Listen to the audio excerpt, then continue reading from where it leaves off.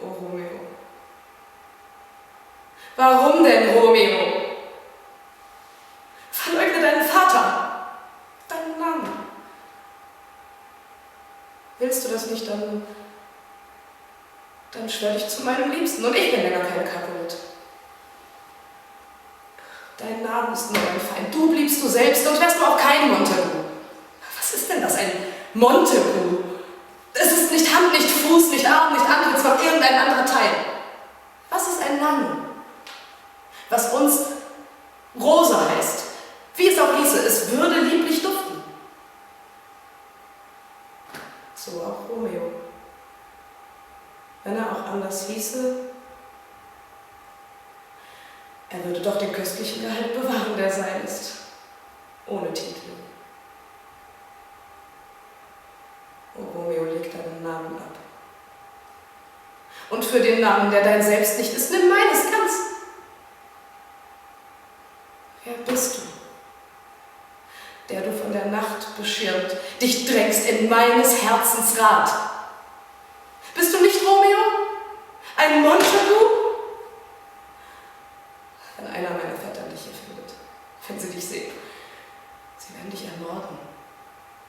Ich wollte um alles nicht, dass sie dich sähen. Du weißt, die Nacht verschleiert mein Gesicht, doch täte sie es nicht, färbte Mädchenröte meine Wangen um das, was ich vorhin zu dir gesagt. Gern hielt ich streng bei Sitte, doch wenn mit einer Förmlichkeit sagt, liebst du mich? Ich weiß, du wirst's bejahen. Und doch, wenn du schwörst, so kannst du treulos werden. Oh, schwöre nicht beim Mond, dem Wandelbaren, der immerfort in seiner Scheibe sich wechselt, damit dein Leben nicht wechselhaft sei. Lass es ganz. Doch willst du doch, dann schwör auf dein edles Selbst, das Götterbild meiner Anbetung.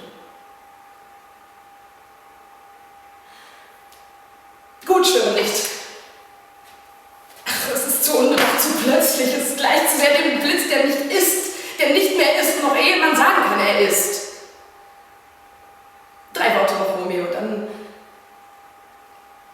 wenn deine Liebe tugendhaft Vermählung wünscht, so lass mich morgen wissen, durch jemand, den ich zu dir senden will, wo und wann du die Trauung willst vollziehen. Dann leg ich dir mein ganzes Glück zu Füßen und folge durch die Welt dir als Gebieter.